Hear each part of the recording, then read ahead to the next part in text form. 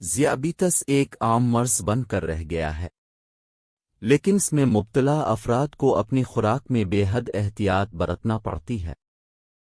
ذیابیطس کی تشخیص کے فوراً بعد ہی مریض کو اپنا طرز زندگی مکمل بدلنا پڑتا ہے اور صحت بخش عادات اپنانا ہوتی ہے، جن میں صرف خوراک کا خیال ہی شامل نہیں ہے۔ اپنی زندگی کو ایک نئے انداز میں ڈھالنا یقیناً مشکل مرحلہ ہے، اور ذیابیطس کے مریضوں کے لیے یہ کسی امتحان سے کم نہیں ہوتا۔ ذیابیطس کے مریضوں کا ایک ہی ہدف ہونا چاہیے: شوگر لیول کو کسی طرح سے قابو میں رکھا جائے۔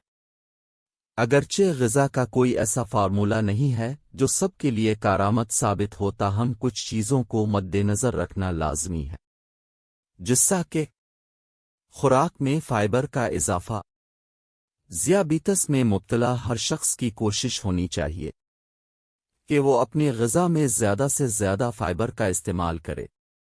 جن اشیاء میں فائبر بھرپور مقدار میں موجود ہے، ان میں اجناس، دالیں، خشک میوہ، بیج، پھل اور سبزیاں شامل ہیں۔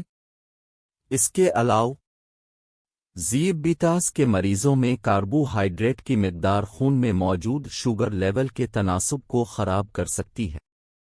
اسی لیے ایسے مریضوں کو مشورہ دیا جاتا ہے کہ وہ روزانہ کی بنیاد پر ایک خاص مقدار میں کاربوہائیڈریٹ کا استعمال کریں، وقفے وقفے سے، اور تھوڑا کھائیں۔ کھانا کھانے کے طور طریقے اور اوقات میں تبدیلی لانا لازمی ہے۔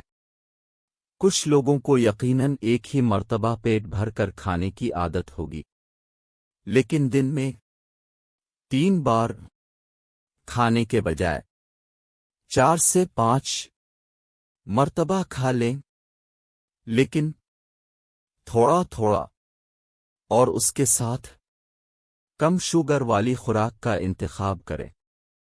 شوگر کے مریضوں کو ویسے ہی میٹھے سے دور رہنے کا مشورہ دیا جاتا ہے، لیکن میٹھے کی کمی کو پھلوں سے مکمل کیا جا سکتا ہے۔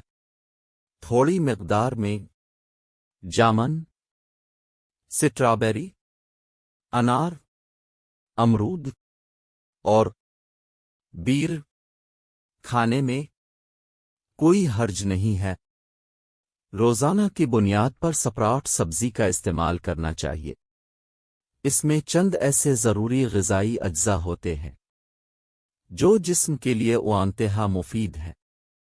اس کے ساتھ ساتھ ورزش کی عادت بنائیں۔ روزانہ 30 سے 40 منٹ کی ورزش کرنا لائف سٹائل کا حصہ ہونا چاہیے۔ یہ اتنی ہی ضروری ہے جیسے کھانا پینا، سونا۔ صحت کے متعلق معلوماتی ویڈیو دیکھنے کے لیے ہمارا یوٹیوب چینل سبسکرائب کیجیے۔